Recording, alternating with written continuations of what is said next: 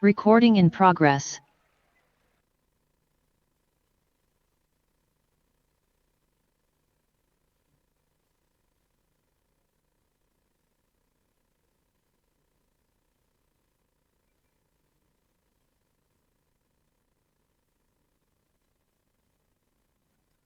Siono najang padede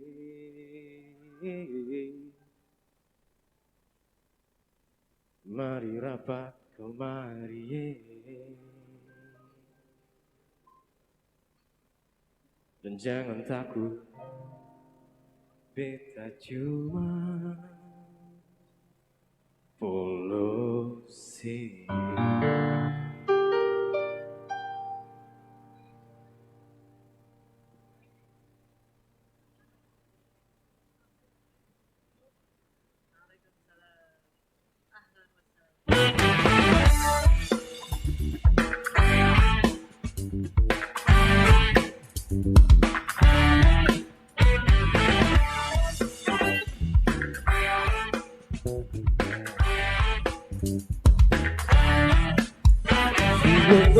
Jauh badede, mari rapat kemari.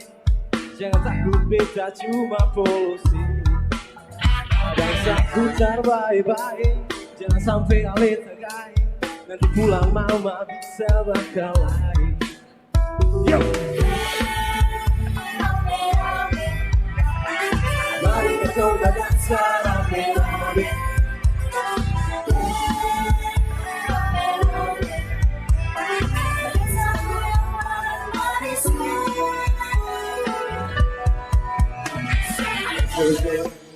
Satu gimana mau bisa paparan sama muna keke, sama muna keke.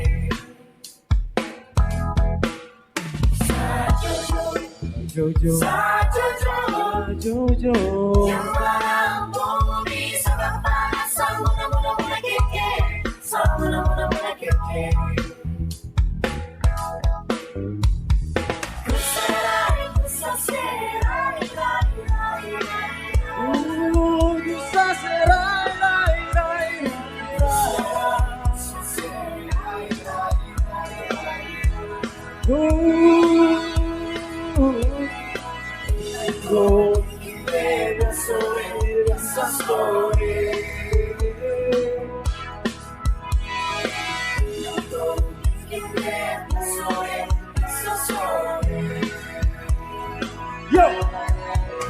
Dengan posisio lenggang dan menari yang ke kaki hati langkah baik-baik.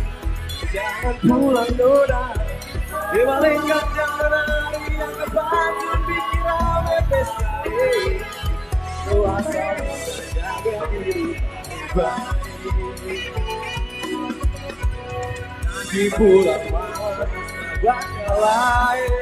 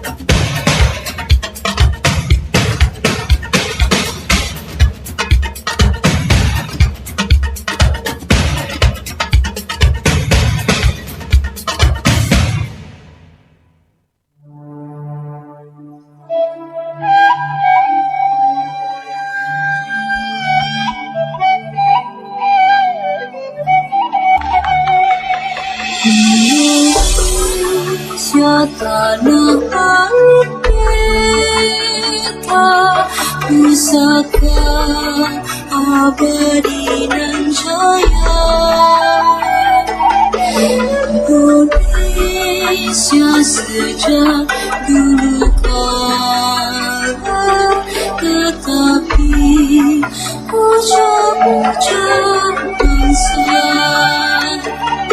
Di sana tempat lahir beta, dimulai dibesarkan bunda. Tempat berlindung di hari tua, sampai akhir menutup mata.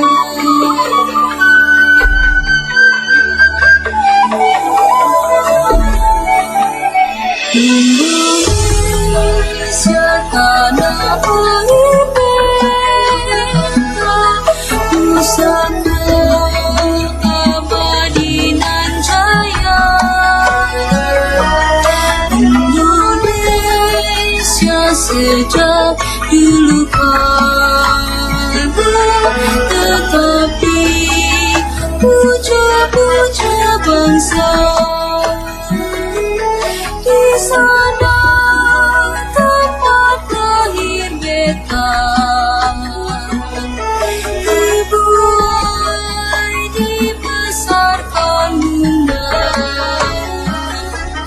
Tempat berlindung di hari tua, sampai akhir menutup mata.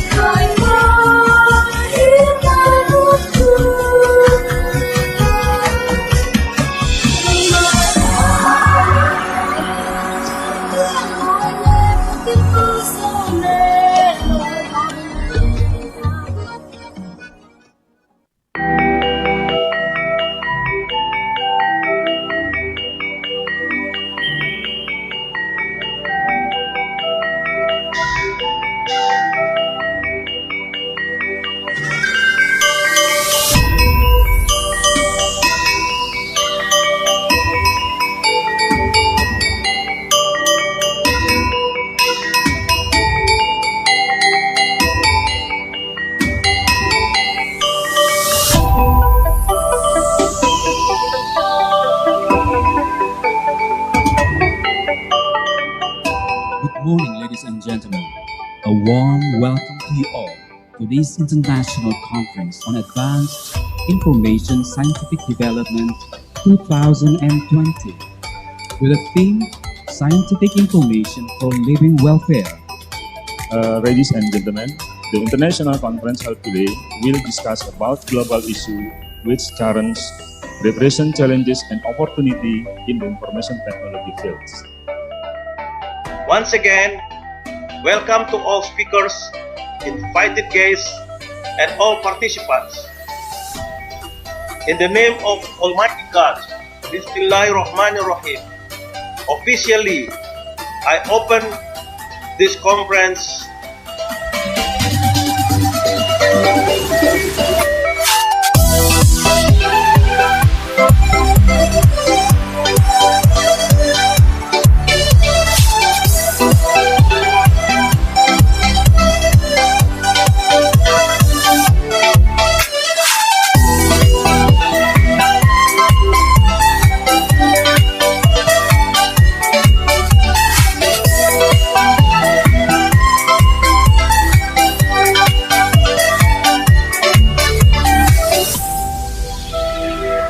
Ladies and gentlemen, it is now the time for question and answer session. Please feel free to ask questions to our keynote speakers.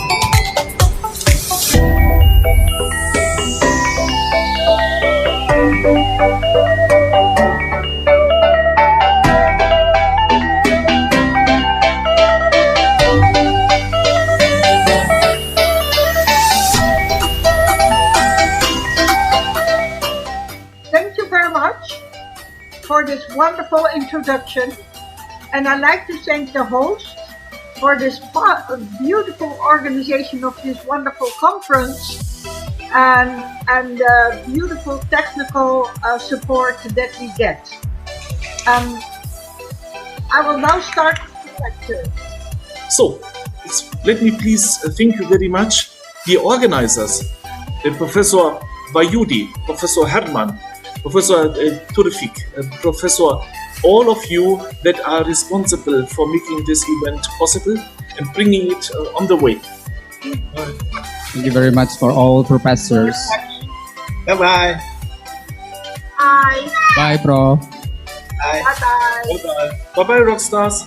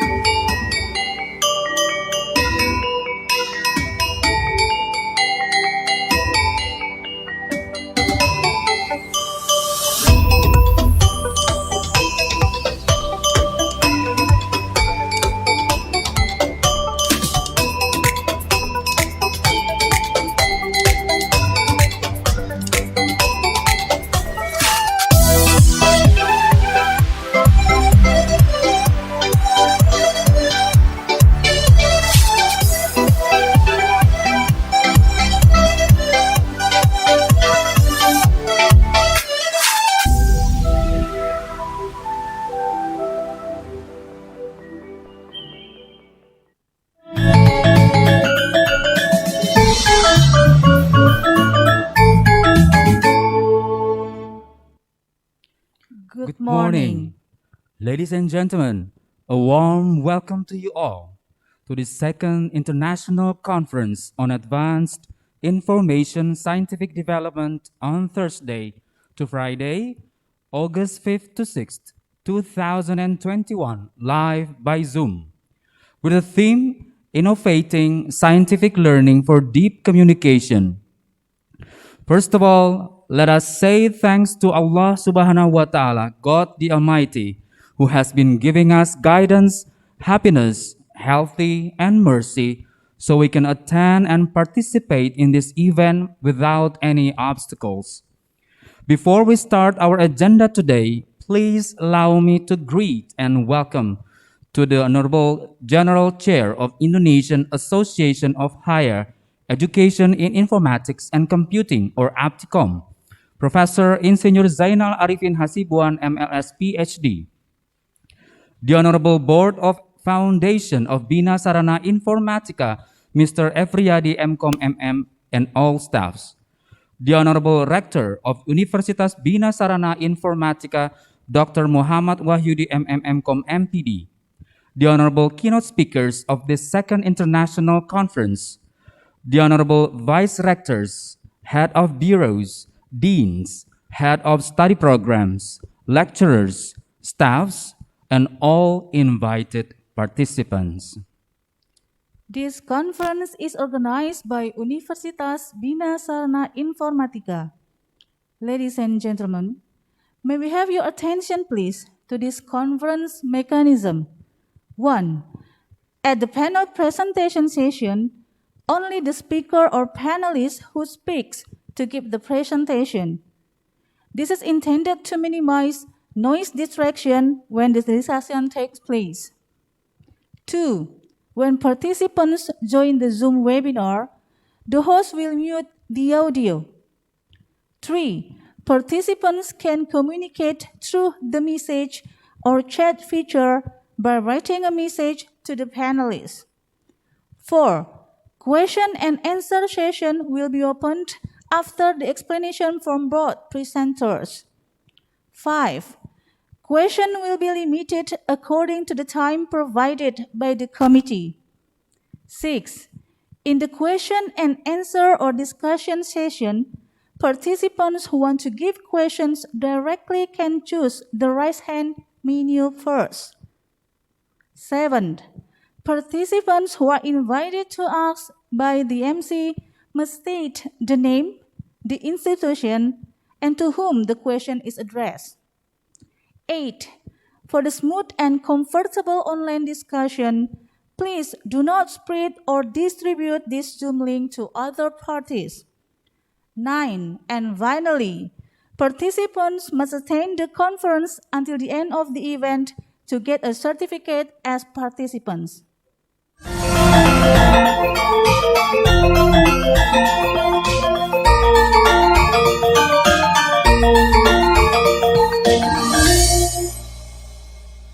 Ladies and gentlemen, before we start our agenda today, let us bow our heads and be quiet for a moment to pray to God so that today's program can run smoothly. Pray begins.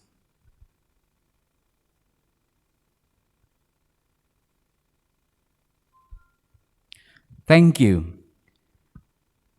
Ladies and gentlemen, we need your attention please, because this conference is about to begin. To all the participants, may sing Indonesia Raya.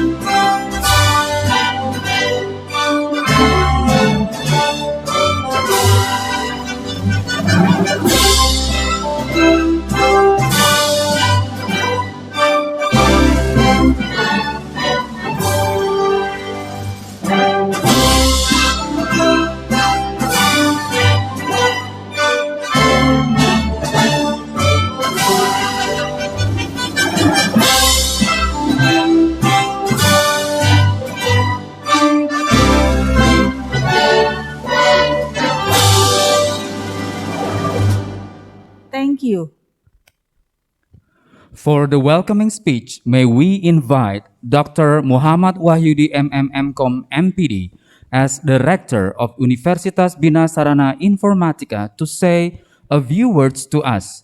Dr. Muhammad Wahyudi MMM.Com MPD, please, time is yours.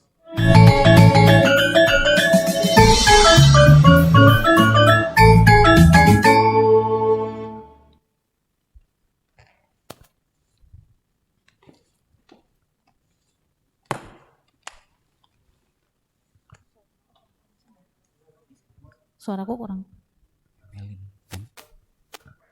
Yes.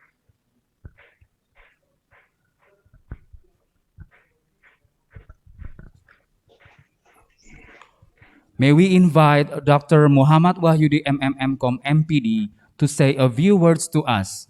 Please, time is yours. Thank you, Mr. Agus. Bismillahirrahmanirrahim. The Honorable Founder of Bina Sarana Informatika Foundation, Mr. Herman Praktito. The Honorable Head of Bina Sarana Informatika Foundation, Mr. Effiyadi and his staff. Respectable keynote speaker, General Chair of Indonesia Association of Higher Education in Informatics and Computing, Aptikom, Professor Zainal Arifin Hasibuan, PhD. Professor Dr. Herman Mawengkang from Universitas Sumatera Utara, Professor Dr. Suni Yosef from Jyoti Engineering College, India, Professor Dr. Gerald Willem Wiebert from Poznan University of Technology, Poland, Professor Dr. Dorien de Tombe from Delft Technical University, Netherlands, the Honorable Professor Dr. Muhammad Jarlis, the Professor of Computer Science from Universitas Sumatera Utara, co-host and colleague, and all the speakers and participants. Assalamualaikum warahmatullahi wabarakatuh.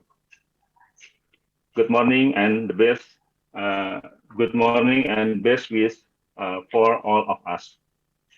First of all, let's ask praise to the presence of Allah Subhanahu wa Ta'ala, because with Allah permission, today we can join the second international conference on Advanced Information Science Development ICA-ISDE 2021 with the topic Innovating Scientific Learning for Deep Communication. This conference, which has already scheduled in BSI Convention Center, West Java, yet because the pandemic COVID-19 is still hit our country, this conference will still be carried out online. The conference will discuss about innovation and scientific learning for deeper communication. In this pandemic situation, new innovation are needed, especially for learning adjustment during a pandemic where learning is done online. Universitas BSI utilized this opportunity by holding the second ICA-ISDE 2021 by involving 4 countries and as keynote speaker and speaker from each country. Inshallah, next year on August 4th, 2022, located in BSI Convention Center, West Java, we are going to have the third ICA ISD 2022. So please come and join us. So please come and join us again. Ladies and gentlemen, we invite you to join the next year. Finally, congratulations on joining this conference.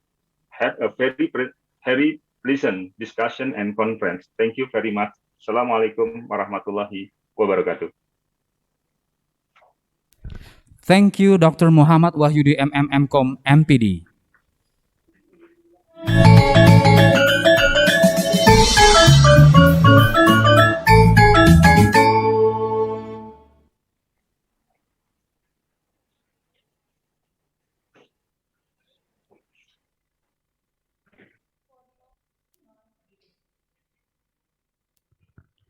For the opening remarks, may we invite the General Chair of Indonesian Association of Higher Education in Informatics and Computing, or Aptikom, Professor Insinyur Zainal Arifin Hasibuan, MLS PhD, to say a few words to us and officially open this international conference 2021 as well.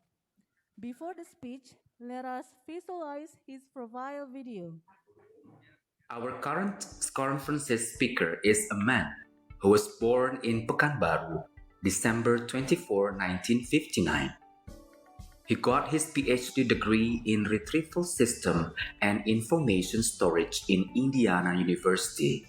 His research interests are such fields of information retrieval, e-business, e-learning, e-government, and information system, which mostly published in some various conferences, both national and international. He has been quite long to be a reviewer in a lot of journals, and up to now, he is the head of the Indonesian Association of Higher Education in Informatics and Computing. Please welcome Professor Zainal Arifin Hasibuan, PhD.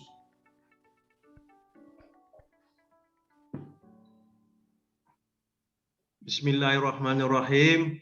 Assalamualaikum warahmatullahi wabarakatuh. An honorable Rector Bina Sarana Informatika University, Dr. Wahyudi, and Honorable Yayasan Bina Sarana Informatika, Bapak Herman P. Harsoyo, and Bapak Efriadi Salim, and also BPH Yayasan Bina Sarana Informatika. Respected speakers, Professor Sani Joseph Kalaya Tankal, Professor Dorin Detombe, Professor Herman Mawangeng, Professor Gerhard Weber, Program Committee and Steering Committee, and all webinar participants. A very good morning to you all. Assalamualaikum warahmatullahi wabarakatuh. Salam sejahtera untuk kita semuanya. Welcome to the second International Conference on Advanced Information Scientific Development 2021, held by Bina Sarana Informatika University with the theme Innovating Scientific Learning for Deep Communication. To a certain degree, we are already in the digital era. It is inevitable with the advance of science and technology. We are all in the digital era. Hence, change is unavoidable. We have to respond to the change. Otherwise, we will be extinct. In order to respond to the change, we have to cope with the state-of-the-art science and technology. It is now in the era of multidisciplines. We have to nurture the science and technology to enabling to respond to our environment, to the change of our environment. This international conference, as it bears in its name, Innovation Scientific Development, this conference is the place to nurture the developments of science and technology. Once again, welcome to all speakers, invited guests, and all participants. I hope we will all have a good time to join this webinar and use also this momentum to establish our network, our collaborations among scholars in order to explore further potential developments in science and technology. In the name of Almighty God, Bismillahirrahmanirrahim. Officially, I open this conference. Thank you very much. Thank you, Professor Insinyur Zainal Arifin Hasibuan, MS PhD.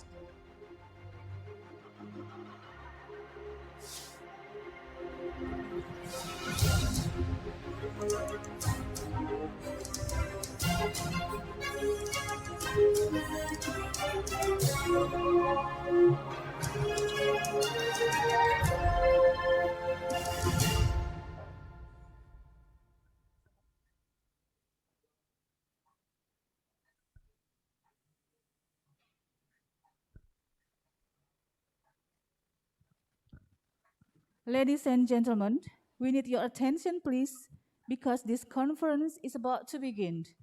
To all the participants may sing Indonesia Raya. Please be focused to sing together.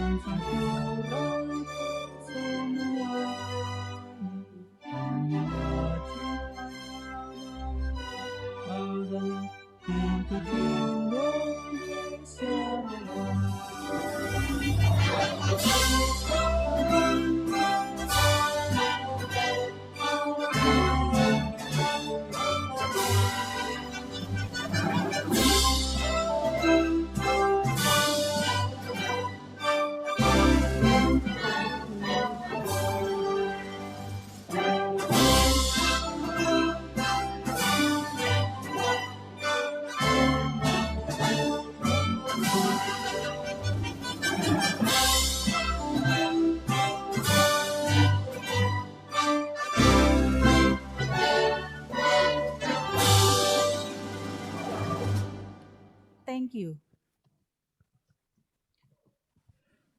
We shall begin with a talk by our honorable keynote speaker, Professor Insinyur Zainal Arifin Hasibuan, MLS, PhD. This plenary lecture lasts for 45 minutes.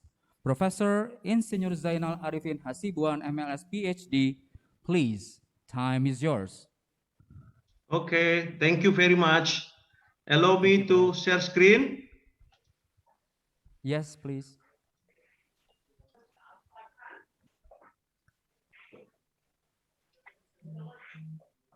Okay, I Please, hope Prof. everyone can see it already.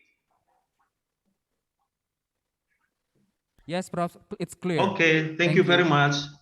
Again, once again, I would like to greet all my colleagues that participate in this webinar, the rector, the yayasans, BPH, and also all the respected speakers and all the participants of the webinars. Today's topics that I would like to share with all you is about the analysis and design of smart learning environment based on big data analytics. This is my ongoing research right now, and hopefully from these presentations, we all get very much good ideas and suggestions and critics, so we can advance and also explore more on this topic. First of all, I would like to let's see. I have sorry, I think I have problem. Okay, first of all, let's look at the definitions. What is the big data analytics and what is the smart learning environment? By definition, big data analytics is the use of advanced analytic techniques against very large, diverse big data set that includes structures, semi-structures, and unstructured data from different sources. So I underline these different sources and in different size from terabyte to zettabytes. So what it means is we are going to use a big data in this research that come from multiple sources, and the data is very heterogeneous: structures, semi-structures, and unstructures. And we use that big data to design a system, what we call a smart learning environments. It is where the learner situations or the context of the real world environment in which the learner is located or sensed, implying that the system is able to provide learning support based on the learning online and real world status. So we are combining these two things with a big data analytic using intervention of artificial intelligence. And then we use that to design what we call smart learning environments. So in educational systems, we have a lot of big data. We have a lot of activities in our daily environments, our activities in teaching and learning. So it's all constitute what we call educational big data that can be used for smart learning. So we start from here. Educational big data is the data of all learning transactions, regardless of where they take place, resulting in an overwhelming volumes of data sources and formats. The analysis of educational big data can facilitate the design of learning systems, educational materials, activities to improve educational effectiveness and optimize learning environments. The objective of educational big data is to identify or predicting students' learning status, recommending learning resources and activities, sharing and improving the learning experience, enabling educators to receive feedback, examining both the learning and the behaviors of the learners, identifying the students who need support, determining which mistakes occur when often, and improving the effectiveness of some activities, supporting course developer to evaluate the course structures and its impact on learning, assessing course material, identifying the valuable data mining method according to the different tasks, and developing learning models, providing evidence to the administrators and education institutions, helping them to organize resources, improving their over of educational program, and assessing both teachers and curricular effectiveness. So a lot of things that can be extracted from this educational big data. So we take advantage of the educational big data in order to design and implement what we call smart learning environment. It is inevitable that technology trend in education resulting educational big data, especially when we use artificial intelligence, Internet of Things, personalized learning, immersive learning, gamification, and etc. More to it. So everything we do in teaching and learning, it can be considered a data, and it is contribute to enhance and to improve the quality of teaching and learning. So we try to capture all of those, and then we compare it to other existing condition right now, as we follow the developments of research in this area. A lot of smart environments has been developed, especially for teaching and learning. This is one of the examples where the smart environment are integral part of the Internet of Things, which in the last decade is opening new scenarios in every life, where every object, every people's, and every environment can be addressed and accessed from everywhere for countless purposes. So this is aligned with what the Pak Rector said in the opening remark, in the welcome remark, where now we are in the pandemic era. So most of us has to keep a distance, and we cannot go to school or to the university. So by providing these smart environments, we can learn, we can teach anytime, anywhere, and anyhow. So also, because of the developments of science and technology, And secondly, because of the pandemic, the landscapes of education also shifted. So we have to realize this. In order to realize this, we can adjust, we can adopt, we can make change, we can make a major change, radical change to adopt to the all the external forces that occur in our environment right now, such as pandemic and also with technology 4.0. So the educations from now on must be more adaptive, more flexible, more agile, more personal, more contextual, more relevant, more humans, and more freedoms. This is also aligned with our Ministry of Education's policy by implementing Merdeka Belajar and Kampus Merdeka, more freedom in our education system. So we'll see. It is inevitable that society 5.0 is coming. Even some of us probably already in there. So there are three things that guaranteed when we are in the society 5.0. It is a comfort life, it is more vitality, and with a more high quality of life. So by anticipating all the developments, the area of education also must be followed, must be adaptive to that. So we are transforming our traditional learning to the smart learning. In our previous studies, we identify how this evolution takes place. First of all, from the traditional learning, we move on to the electronic learning, and then with a lot of gadget exist, we move on also to the especially we call it open more channel to the mobile learnings, and then it is more toward the personalizations, what we call U-learning or the ubiquitous learning. And then at the end, this is our ultimate goal. It's a smart learning, or what we call seamless learning. We can learn anytime, anywhere, anyhow, and we can get all the educational resources we need. And at the same tokens, we can also communicate, establish our relationship, network, etc. So those the situation that we are aiming at, and for sure with the technology, everything, that things is possible. This is what the school of 21st century will look like.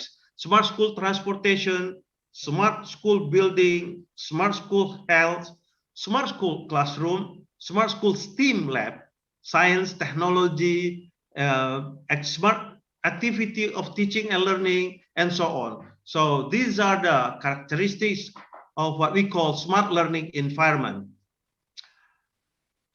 So let's move on to what this smart learning environment constitute of.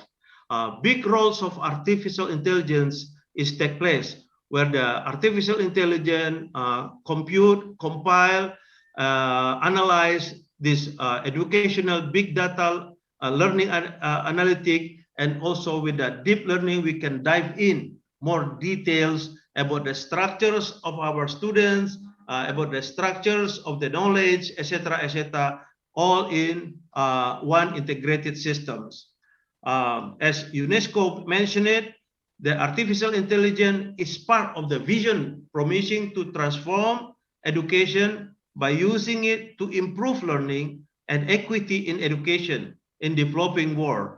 Technology will help to achieve the goal of the goal number 4 of Sustainable Development Goals. So what we are doing right here is also aligned with the SDG, Sustainable Development Goal, especially the goal number 4. It's related to education. So we have to transform our educations from the past to the futures, where in the past it is more teacher-centered. We have to move on to student-centered instructions. In the past, it is single sense stimulation. Now, with the smart learning environment, must be multisensory stimulation, and so on. Besides that, we also have to transform studying once alive with the smart learning environment. You can pick up where you are well left off, And we also can continue. This is what we call transforming from studying once a life to the lifelong learning. Ivory towers become a competitive market, single mode institution to multi-mode institution, and etc. etc. So we can update our competencies, we can advance our knowledge, we can nurture our skill just in supposed to be in a click away situation. So this is exactly what we are doing from transforming society 4.0. It is more toward the information era to the artificial intelligence era. Here's we start from what we call end-to-end life cycle methodology.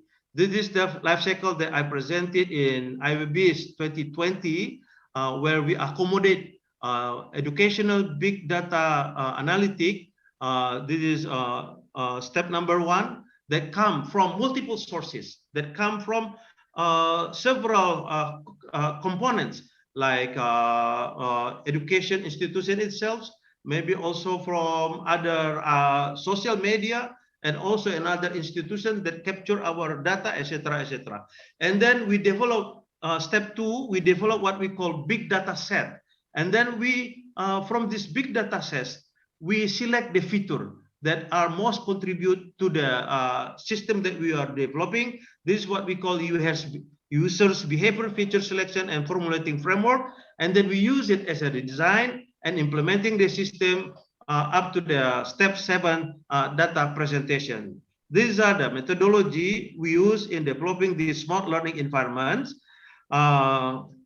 First of all, the multi-source of big data come from what we call news.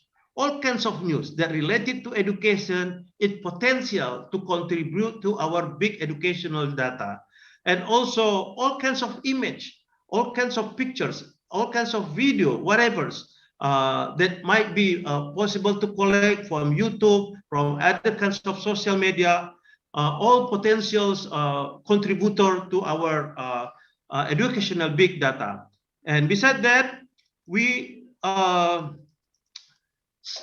try to develop what we call big data sets that consist of data structures, unstructured, as well as semi-structures. As we can see here, this is our other multi-sources of data. We collect data from scientific articles. We also collect data from all kinds of related reports. We also extract information data from relevant policy related to the educations, related to the all kinds of teaching and learning. And also we collect data from National Statistic Bureau, where there are some features that not available in other area, but available in our National Statistical Bureau, and also from our internal Ministry Affairs, because our data also being maintained and captured by this internal Ministry Affairs. And there are more to it. So this is the examples where our big data being collected from multi sources of data. Not only from one institution, it might come from several institutions. The challenge is it's not easy to collect those data from others institutions. So from this data, we select or we extract the features related to our issues. So in this case, this is the examples. This is one of the examples that we do. From all this big data, we extract the features, and then the features we try to what we call it reduce the dimensions. We are using in this case principal component analysis to reduce the dimensions of 120 features. We reduce it to 35 features, and then from these 35 features we compute, because we don't know what kind of group those data forming. So we use what we call a clustering approach instead of classification approach, because we don't know in advance yet what are the group is stand for. So using these 120 features, reduce it to 35 features using principal component analysis, and then we group the data using k-means analysis. So we come up with this graph. As we can see here, it is subjectively judged. It is good or optimal, the groups forming 7 groups. This is what we call 7 cluster. So that's the first step. We try to recognize a group of our data, which is constituted of students, lecturers, and etc. So from this clustering, we try to look at more deeper what are the principal component analysis, or what are the dimensions more dominant in one cluster as compared to another clusters.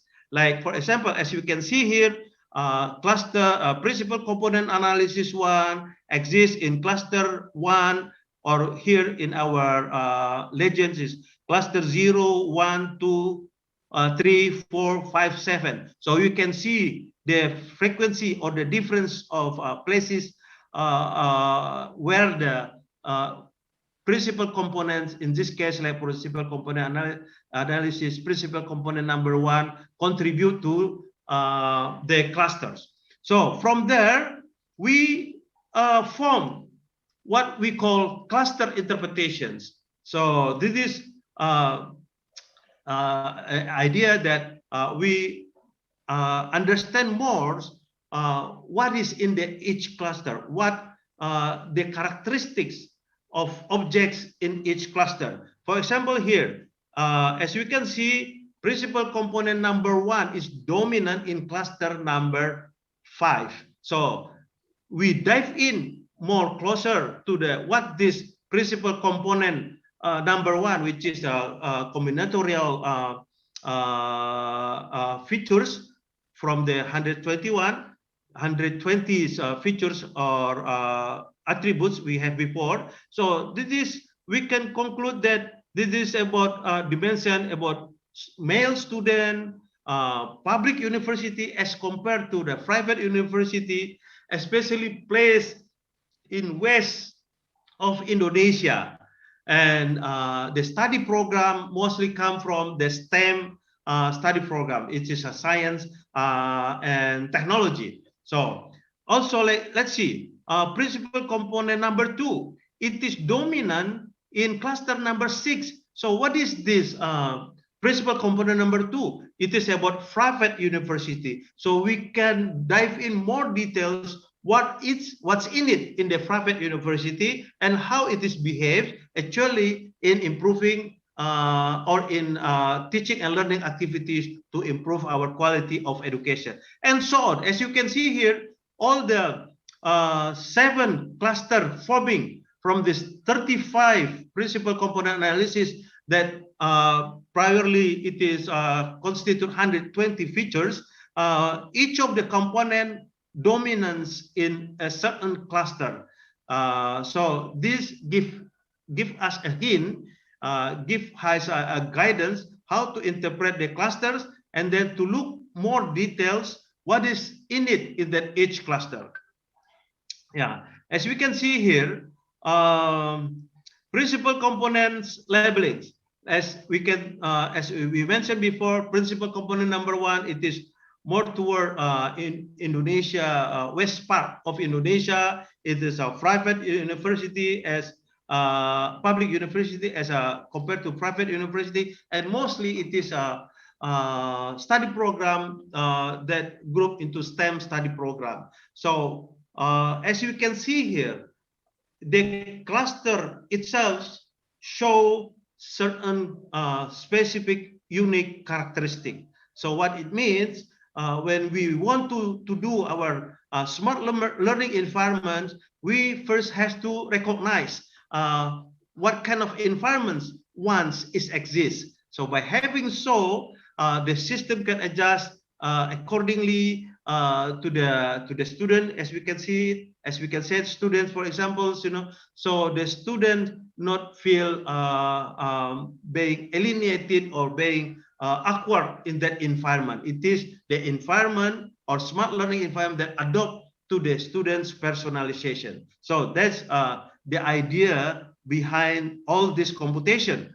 And as we can see here, cluster number 1 that forming dominantly by principal component number, let's example number 5, cluster number 5, as we discussed before. It is dominance is principal component number 1. The students come from the STEM study program, especially from west of Indonesia bagian barat, and it is mostly in the public university or perguruan tinggi negeri. So they are forming a certain characteristic and behaviors. So by having all the features that forming smart learning environment can automatically active whenever we recognize what the characteristic of one's or students and in what environment they exist. Of course, there are a couple more steps that we have to do, especially to teach the system, which is we are using the machine learning approach to recognize the environment. So cluster interpretation, as we can see here, first student in general Indonesia, in central Indonesia tend to have the lowest GPA. So we compare especially the grade point average, how the grade point average distributes among different clusters, or I should say in different smart learning environments.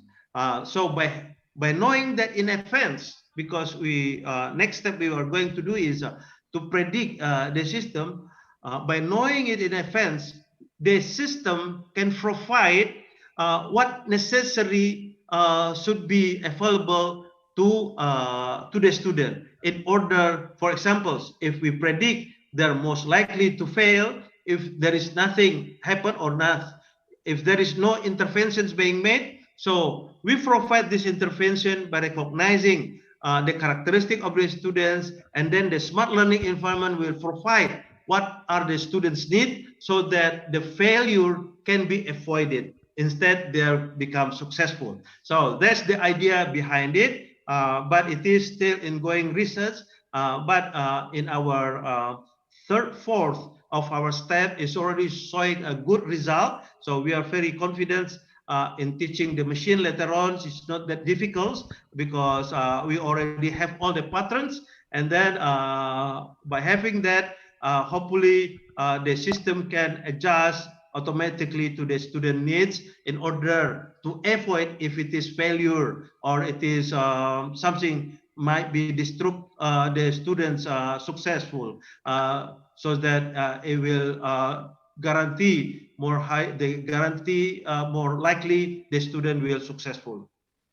So by having also each higher education institution or each institution, educational institution can mirror their situation to the smart learning environment by looking at their maturity level, whether they are in the maturity level 1, 2, 3, 4, etc. So by having they also can plan in advance, what are the things they need to be done in order to improve their maturity level. Okay. In conclusion, big data, especially educational big data, plays a central role in analysis and design of smart learning environments. Educational big data driven analysis and design guide the smart learning environment development accordingly. So it is stepwise approach and also depends on our capacity to develop, whether slower or faster, and also with sources we have. And then in conclusion, also the development of smart learning environment will be adapted to the local context of the educational institution. As we can see here, one cluster that I explained more previously, it is about higher education institution in west part of Indonesia. It is a public university, etc. Those all indicates it is more local as compared to other university maybe that exist in the east part of Indonesia. Hence, local uniqueness of each educational institutions preserved automatically, even nurtured automatically, and then it is ongoing research that expected final result of big data-driven smart learning environments will able to improve. We will able to improve our quality of education, especially it will expedite the development of each education institution by sharing common components, for example, and also by specifically develop is needed, if needed in the local area, what we call a specific component. So it is not a policy once for all, but it is a policy specific from the government point of view. It is very good to have this smart learning environment in order to execute their policy. That until now, most of the policy is a one size for all, which is maybe in one area it is suitable, but in another area it's not suitable. So by having this smart learning environment proportionally, each area knows what they need, what they don't need. So what we call it here in the scientific terms, common components versus a specific component. Thank you very much. Thank you, Professor Insinyur Zainal Arifin Hasibuan, MLS, PhD.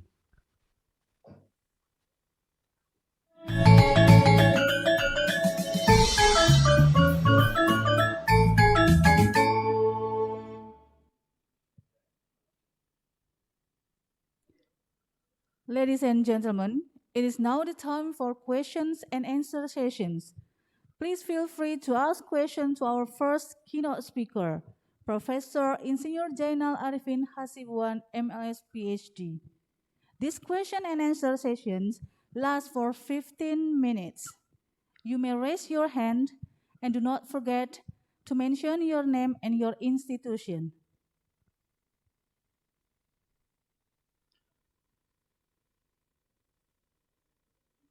Okay, ladies and gentlemen, may we have your attention?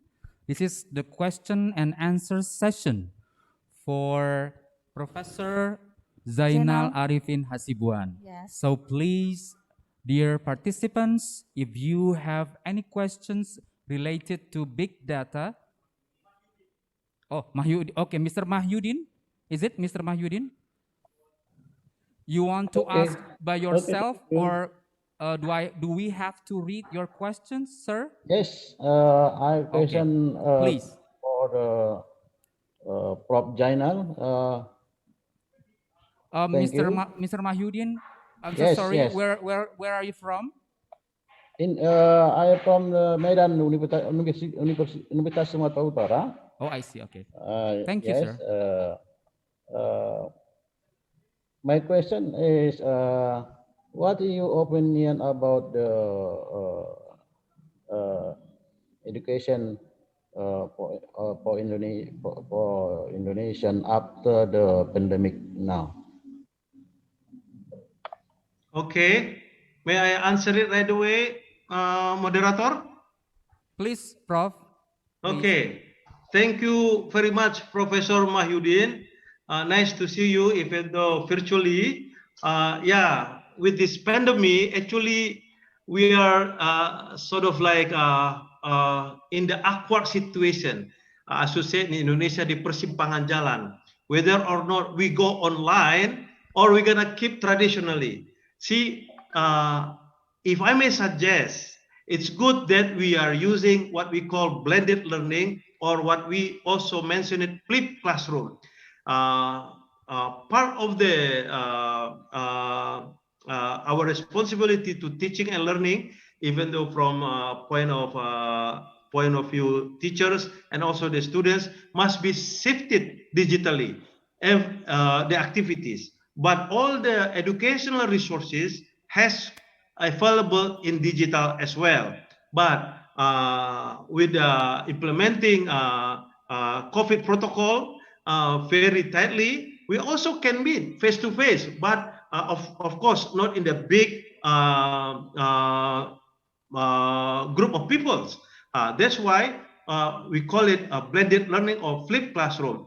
For example, half of the classroom or 1/4 of the classroom present today, and another 1/4 of the classroom tomorrow, etc., etc. But all connected in the digital system. This is what we call learning management system, where we can put up all our learning resources over there.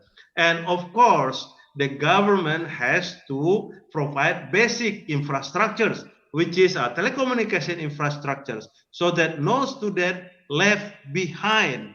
And also, probably the student has to intervene, especially to the students who economically disadvantaged to buy the bandwidth and etc. Most important things is the teachers. We are the docents. We have to able to utilize the technology wisely, because teaching in the pandemic era using this online, not only moving geographically from classroom to the online, but there are things need to be adjusted accordingly. For example, we have to make the teaching and learning more active. We have to give more time to the homework, etc., etc., because we utilize 24 hours actually, online and offline. Above all, the regulations, the policy has to be written, has to be carried out, has to be executed. In this case, some of them we still lacking. Here and there, we still confused in the fields. But again, this is the momentum for us to change. Our educational system has to change. It doesn't mean traditional educational teaching and learning being kicked out, no, but it must be advanced, must be developed, must be accommodate the development of technology. Thank you, Professor Mahyudin. Okay, thank you, Professor. Thank you, Prof. Zainal. Thank you, Professor Prof. Mahyudin, what do you think? Yeah, thank you, Prof. Nice you. to meet you. Thank you, Professor Mahyudin from University of North Sumatra. Okay, if there's any questions to other participants, we still have a time. Okay, you may raise your hand. Please raise your hand. Any questions? Oh, okay, we have. Wait. It is from It is from Rangga Nalendra.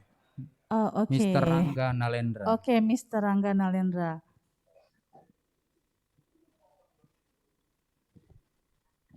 Hello, Okay, Mr. thank you Rangga. very much for the times given to me. Prof, I agree with your opinion about the transformation culture. Mr. Rangga, excuse me. Where are you Yeah. from, sir? Okay, sorry. I am from Universitas BSI Jakarta. My name is Alusius Rangga Dita Nalendra. I interest in your discussion about the education. My question is, how we solve, or what is your opinion about the gap culture, especially in traditional culture? It is not about the technology, but it is the culture, I think, because when you said that we must transform between the student center to the student center, we need the time, isn't it? So what do you think about the gap of the culture of education here? Because we need more time to change about the culture of education. Thank you, Prof. Thank you very much, Rangga. That is very interesting questions.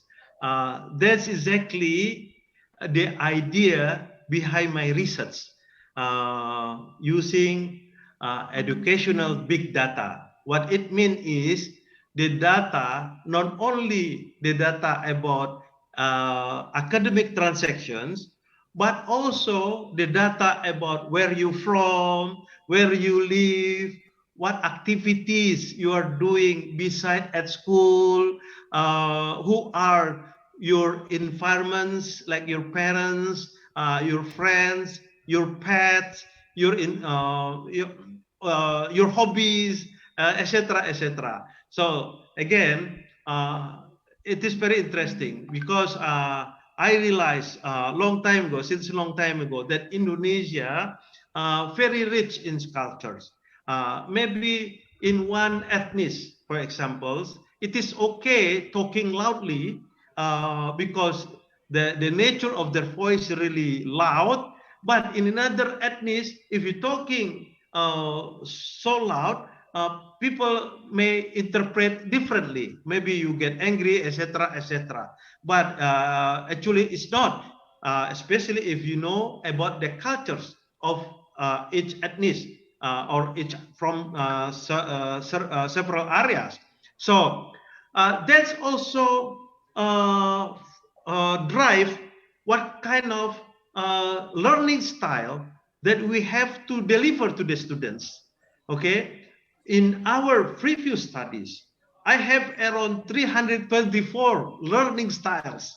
Yeah, in Indonesia, maybe you cannot find it in Europe because the society over there is very very homogeneous as compared to Indonesia, very heterogeneous. Not only because of the cultures, but also about the capacity, about the capability, about the infrastructure, etc. It's forming the heterogeneous society. So in our research, we try to capture whatever possible once someone doing activities, whether where they stay, with who they always can play, where they go to school, etc., etc. What social media they're using, what other things they're used to post in the social media, etc., etc. So it's all from what we call learning behaviors. So by having characteristic of this learning behaviors, we extracted all of them into what we call smart learning environments. So hopefully when this research deliver, it can answer your concerns. It takes a long time to transform the cultures from traditional to the smart learning environment, from, for example, not used to using technology to used to using technology, not common to learn or to study at home, must go to school. Now they can study anytime, anywhere, etc. All those cultures or behaviors need to be changed, need to be transformed. This is what we call in the big umbrella, we call it digital transformation. So to answer or to respond to your concern, the smart learning environment will recognize in advance students' behavior and then adjust it accordingly, and so that the transformations from traditional or the transformation or the evolution of the change can be expedited, can be speed up. Hopefully, when even the pandemic over, that culture stay and develop, because the technology for sure it will keep developing, and we cannot stay the same with the previous one. We also have to be a master of this technology. Otherwise, technology will drive our life, and maybe will drive our life crazily. So we don't want that to happen. And by that's, as I mentioned before, one of the motivation of my study. Thank you, Rangga. Thank you, Professor Zainal. Mr. Rangga, is there any comment from you, sir? Mr. Rangga, are you there? Mr. Rangga? Okay. Yeah. Thank you, Okay. Mr. Rangga. Who's we've got here? Miss Yanti? Mrs. Yes. Anisti? Oh, okay. We have another Okay, question, Mrs. Prof. Anisti, would you like to mention your name and your institution, Miss? Thank you. I'm sorry, cannot hear your voice, Miss. Please Sorry. unmute your sound. Oh, okay. Okay, sorry. Yeah. Okay, I'm from Universitas Bina Sarana Informatika, Prof. I want to ask your opinion, Prof. Do students studying social science need to studying big data for now? And one for question, Prof. Should it be included in the curriculum? Ya, Okay. itu untuk from social science ya, Prof. Thank you, Okay. Prof. Yes,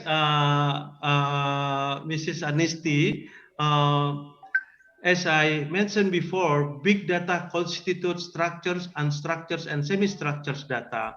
And in the social science era, I think dominance is unstructured as well as semi-structured data. So I think the idea of big data, Yes. especially from the social science point of view, has to be introduced. But maybe mathematical aspect behind it, maybe just can introduce at glance.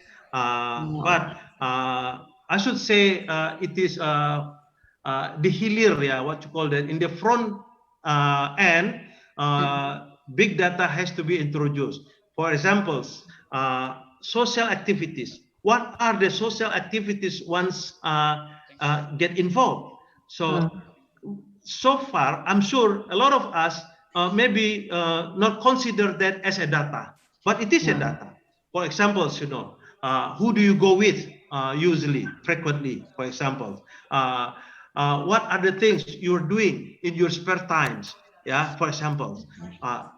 It is maybe in social science, we call it social activities. At the same token, it is a data because as we look at ourselves, look at Bu Anisti yourself, for example, all the activities, especially your social activities, must be repeated in some way. For example, you go with friends today, maybe the same friend you go again next week or next month, etc. This is what we call repeating behaviors. So by capturing repeating behavior, we got what we call pattern. So by having a pattern, we can convert it to the computers, and the computer can recognize the patterns, and then we can reverse. By saying reverse, for example, if I have input, for example, behavior like Bu Anisti, and the system will recognize must be Anisti, and if we ask more, who are her friends, also it will be listed. What are her hobby? It also will be listed. What are the things she like to eat? Also must be listed. And elegantly, not only Bu Anisti, but if someone else have similar behavior like you, for example, the system also can provide what are the things one's need in a span. So that's the aspect of social science. I think right now a lot of research has been done introducing this big data in the social science. Maybe in the politics, maybe we all hear that the general election in United States influenced very much with the big data, especially big data from the Facebook. I think we all know that. Actually, it's also happened in Indonesia, but we just don't realize it, or we just don't take that into a big deal of big issues, But from the academic point of view, of course, in the social science must be introduced the idea of big data, as I also invite in this conference in my presentation, that my research is a multidisciplinary research. In my group, we have a lot of non-computer science member because we have a limitation to understand more about social life of people's psychological life or someone's, etc., etc. We respect other discipline that, of course, more master on that issue. So we try to develop and invite more groups that have a different multidiscipline. Very nice question, Ibu Anisti. Thank you very much.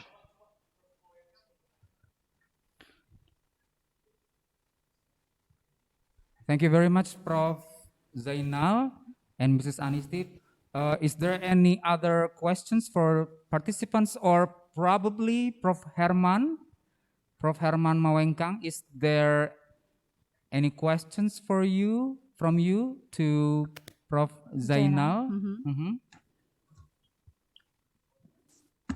Or dear participants, you still have any Questions? questions We still have or time, yes, Mr. doubtful in mind Yes, of course. related to this learning? You may raise your Prof. hand. Herman, Oh, okay, okay. here.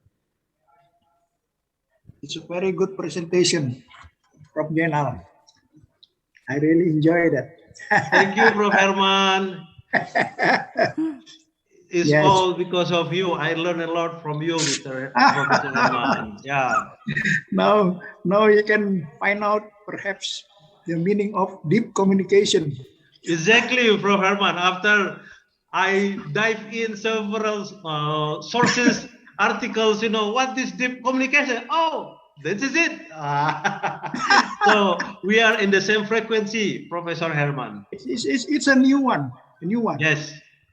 Perhaps Yes. that can be related with your topic. Yes, exactly. Especially when Mrs. Anisti asking about social science, and of course we would like also to invite from communication science, yeah, ilmu komunikasi. So we can popularize the terms that introduced by Professor Herman, what we call deep communication. Very nice. Yes. Excellent. Very good. Very good. Thank you. Thank you. Fantastic. Very good. I'm sorry, Thank you. Professor Zainal. Oh. I'm sorry. We have another question. Okay, for you from Mr. Taufan Adi Kurniawan. Yeah, Prof. please do. Mila. Okay. Thank you very much, Prof. Thank you very much, Herman. Prof. Herman. Excuse me, Yes. Yes, Professor Mr. Taufik Aldi Kurniawan. Okay, would you please mention your name and your institution? Okay. Thank you. My name Taufan Adi Kurniawan. Sir, I come Mila from Gross. Universitas Sarjana Wiyata Taman Siswa. From Sarjana Wiyata Taman Siswa. Thank you. Yes. Please, your question. As we all know that a new technology usually expensive. In this educational big data, it's kind of new technology. If some institution want to apply that, what cost usually we have to spare, and does it become more expensive or become more cheaper for low and middle income student? I want to ask that to Professor Zainal. What's your opinion? Okay, thank you very much, Mr. Taufan. I think I mentioned before in my presentation that basic infrastructures must be provided by government, because government that have money, yeah. Except Prof. Herman maybe also have a lot of money. So this system also is not responsible to its educational institution nor to its student. It is a system that should be developed by whoever responsible to education at large. In this case, I think Ministry of Education. But and beside that, I should say, basic infrastructures has to be provided by the government or by the rich people, etc. For example, the infrastructures of communication is very, very difficult. But to the content, to the, for example, access, of course, must be responsible to the each education institution as well as teachers and the students. Just like us today, Tovan maybe subscribe bandwidth every month for 60,000 or 100,000, just like that. And of course, I would love to have what you call that free friends. In education, we have to have, for the purpose of education, the bandwidth should be cheaper, have a special price. But again, it depends on the government policy and also the telecommunication provider. We cannot have a power to intervene in that area. But I would like to say here, the system that I designed here based on this research is not going to be a responsibility for each educational institution, nor to the student, nor to the teachers, but it is become a service-oriented to all the users, whether the educational institution, whether to the teacher, to the students. For example, if Tovan want to learn about something, but the system capture your behaviors, and the system will respond and provide your personalized learning that more adaptive to you as compared to your other fellow students. That's the idea behind it. But again, to access it and to what you learn, of course, beside big system will provide, maybe local system has also to add on that. So of course, this will be a local responsibility. And your access, for example, of course, you have to have a pulsa, you have to access. And thanks God, if there is a lot of free Wi-Fi available in your environment. So again, this is not like an application that apply to each individual, but it is a big system, but each individual just get a service. This is what we call application as a service. Thank you. Ibu Mila. Thank you very much, Prof. Zainal and Mr. Taufik. Prof, we have from Philippines, who's we've got, Miss Yanti? Well, we have Professor Mila from Philippines, Prof. Yeah, go Mabuhay, ahead. Prof. Please. Mila. Welcome, Prof. Mila. Mabuhay, Prof. Mila. Okay, morning. please. Yes, good morning, everyone. Salamat po. Good morning. The research of the professor was very nice, and I am also interested in it. Now, my question is, with the different learning styles of the students, with the different processes, strategies, and methodologies the educators are imparting to the different students, with your very rich culture. Of course, Professor, I have been to Indonesia 9 times. Great. In the different Wonderful. parts. Come again. Yes, I hope I could come with the help of Professor Herman, of Yes. course. Mhm. Wonderful. And yes, and do you think in the advent of the pandemic, the teaching learning process taking place is really affected? Now, in the digital age, of course, being in a developing country, this ICT is also a problem, especially in the remote areas. However, we are trying our best by using blended learning, of course. We have online classes. But I think you agree with me that there is a great difference between the classes we have before the pandemic and this time. So do you have researches to find out whether or not these learning times, the teaching learning process during the pandemic is different from the teaching learning process before the pandemic? Thank you very much. Okay. First of all, let's put the pandemic issue aside. Research shows that traditional learning compared to the online learning, the result is comparable, but tends to online learning performs better. A lot of research has been shown that. I think you agree with me, right? So, Yes. No, let's put the pandemic back in. Okay. Yes, yes. With, the- with With the this pandemic issues, the pressures more as compared to the no pandemic at all. I think we all agree with that, and until now we still struggle to overcome that stressful. Yeah, hopefully we all success passing this pandemic situations.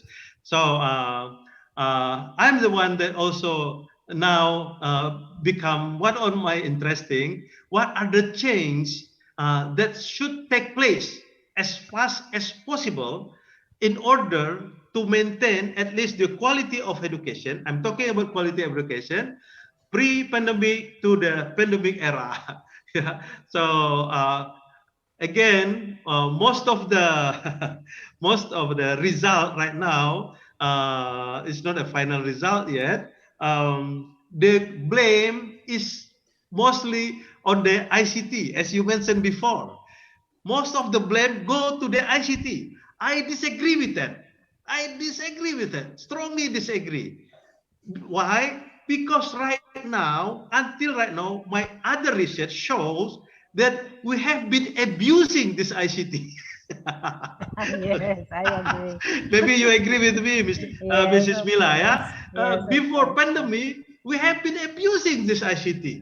So once we change the function of ICT more to education as compared to the previous one, we blame on this ICT instead of blaming in ourselves.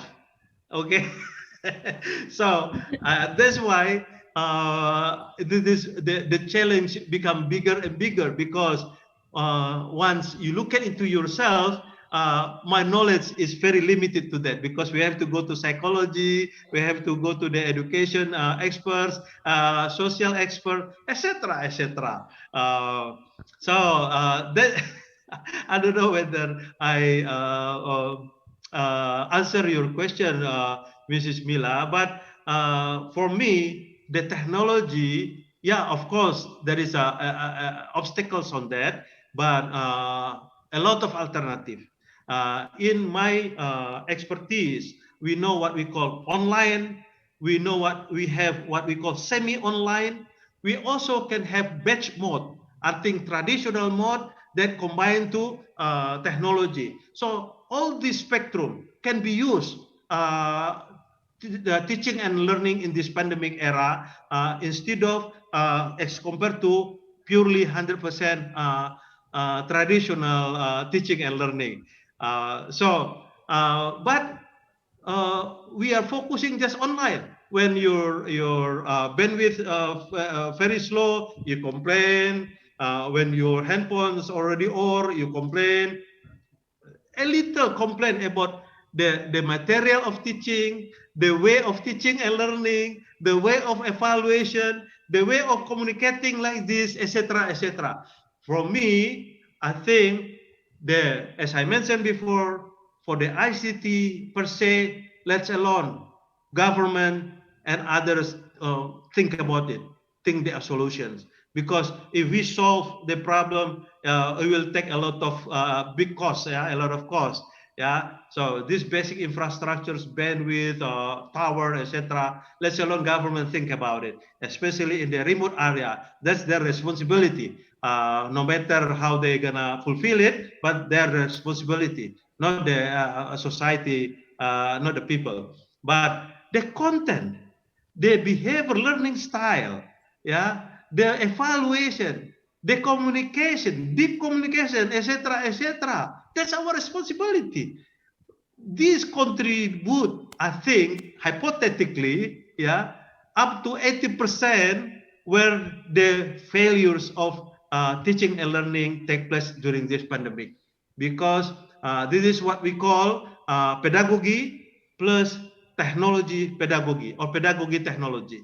So we are very lacking in technology pedagogy, and we just like shifting geographically from class to the Zoom, yeah, from class to the virtual. That's it. Nothing changed. That's wrong. So sorry, Mrs. Mila. It's very interesting. Yeah, we can follow up the discussion later on Yes, through Prof. Professor Herman. Thank you very much, Professor. Thank you. Okay, thank you, Prof. I'm sorry You're because our time for question and answer session is over now. Okay, thank you so much for all the participants for the question, of course, and thank you also for Professor Insinyur Jenderal Arifin Hasibuan, MLS PhD. All right. Thank you very much, Prof. Zainal. Thank you. Thank you, Prof. Would you please stay there because we are going to invite our rector, Dr. Muhammad Wahyudi MMM.Com MPD, will symbolically confer e-certificate to you, Prof. And please, time is yours. Thank you, Mr. Agus. Prof.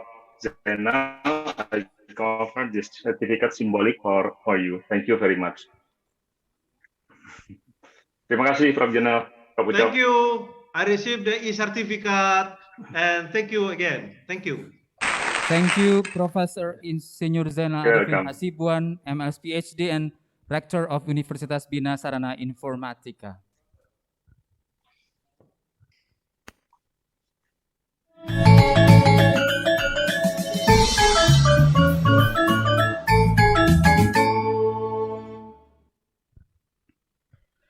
Ladies and gentlemen, distinguished guests, it is time to break our program.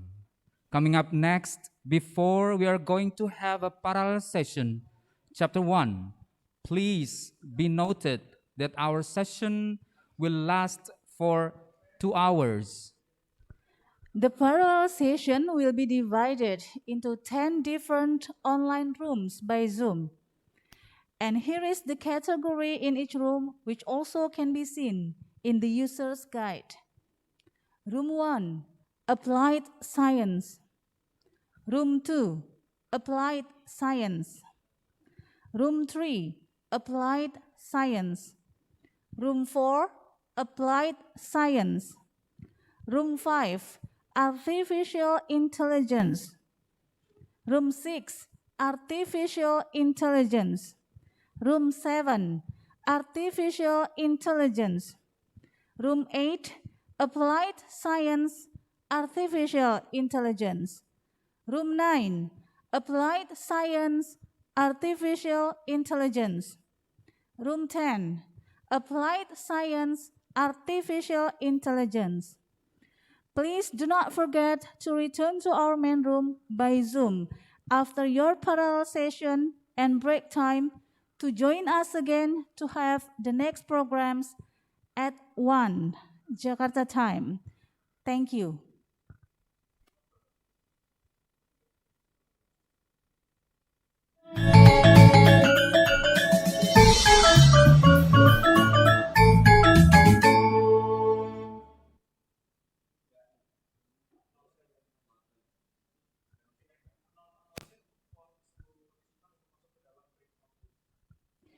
To all the participants, you may join in each breakout room. Okay.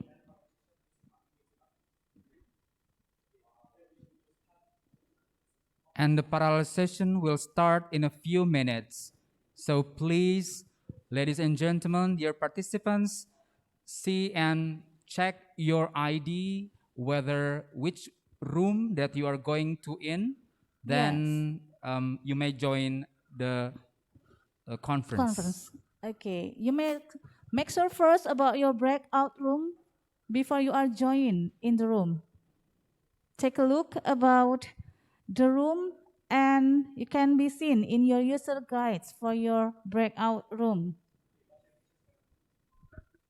Kepada hadirin yang terhormat, para peserta, mohon kesiapannya untuk bisa mengecek ID masing-masing para peserta, kemudian silahkan memasuki ruang breakout kami, dan kemudian dicek ID masing-masing dalam waktu beberapa menit ke depan. Terima kasih.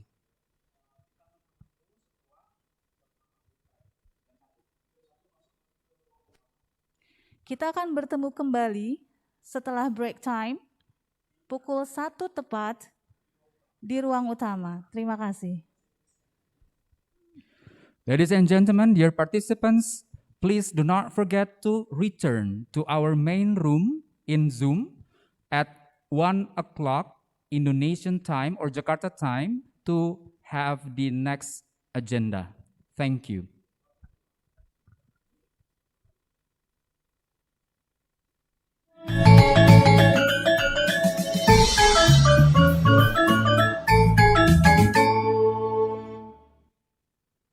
少し歩き疲れたんだ少し歩き疲れたんだ月並みな表現だけど人生とかいう長い道を少し休みたいんだ少し休みたいんだけど時間は刻一刻残酷と私を引っ張ってくんだ